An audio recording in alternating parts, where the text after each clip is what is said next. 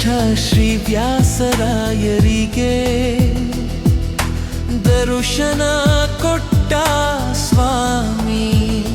ದುಷ್ಟ ಶಕ್ತಿಗಳನ್ನು ಇಲ್ಲದಾಗೆ ಮಾಡುವನು ನಮ್ಮ ಸ್ವಾಮಿ.